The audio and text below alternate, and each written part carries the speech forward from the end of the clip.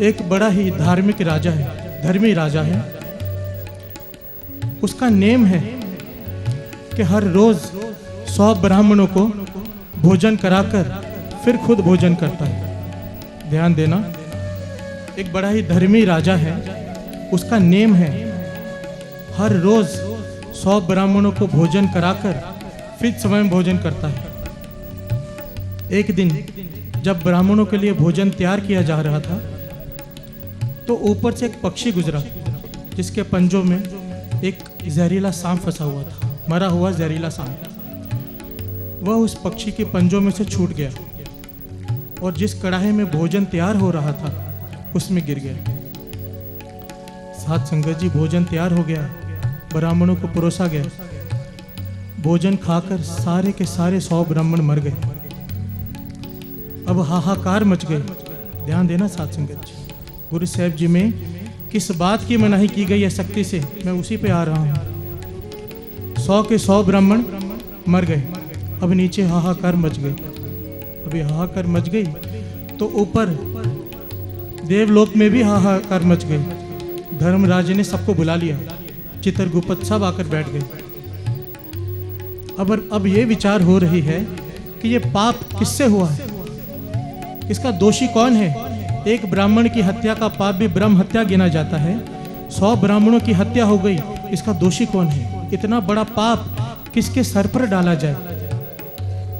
तो साथ संगत जी, एक ने कहा कि दोष राजा का है, क्योंकि राजा साधुओं को भोजन करा रहा था ब्राह्मणों को, तो सारा दोष राजा के सर पर डाल दिया जाए। तो धर्मराज कहने लगा, राजा का क्या दोष, राजा तो रोज भोजन कराता है उन्हें। अगर राजा को पता होता कि कढ़ाई में जहरीला सांप गिर गया है तो वो भोजन परोसने ही न देता।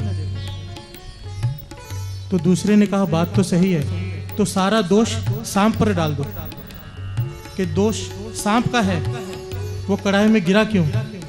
तो धर्मराज कहने लगे, सांप का दोष कैसे, वो तो बेचारा पहले ही मर चुका था। वो तो चील के पंजों से छूट गया, जो पक्षी ऊपर से जा रहा था उसके पंजों से छूट गया। तो तीसरे ने कहा, दोष पक्षी पर डाल दो कि पक्षी ने पंजों से छोड़ा ही क्यों।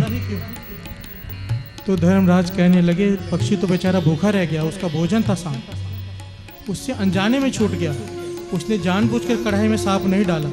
साथ संगति विचार कर करके थक गए पर किसी का पाप नजर नहीं आया। अब ये दोष डालें किसके ऊपर। तो आखिर में क्या फैसला किया, अदृश्य रूप में नीचे चलते हैं और देखते हैं ये दोष किसने किया। साथ संगत जी नीचे आ गए, राजमहल के बाहर खड़े हो गए। ध्यान दीजिए, अब वो धर्मराज और चित्रगुप्त अदृश्य रूप में राजमहल के बाहर खड़े हैं और सोच रहे हैं दोष किस पर डालें। उस वक्त वहां से 2 आदमी गुजरे जिनका किसी चीज से कुछ लेना देना नहीं था, ना राजा से, ना भोजन से, ना ब्राह्मणों से, किसी चीज से कुछ लेना देना नहीं था। 2 आदमी गुजरे। एक ब्राह्मण ने उनसे पूछा, क्या आज भी राजा भोजन छकाएगा। उन आदमियों से पूछा, कहने लगे, जा जा तू भी जाके वहां भोजन कर ले, राजा ने तो ब्राह्मणों को मारने का ठेका ले रखा है, वो जहर दे दे कि ब्राह्मणों को मार रहा है, तुम भी जाके छक लो। साथ संगत जी, धर्मराज कहने लगा, इन 100 ब्राह्मणों की हत्या का पाप इन दोनों के नाम लिख दो। चित्रगुप्त कहने लगे, इन दोनों के नाम, इन्होंने तो कुछ किया ही नहीं है। तो धर्मराज कहने लगा, इन्होंने वो काम कर दिया है जिसकी सख्त मनाही है, इन्होंने निंदा कर दी, निंदा।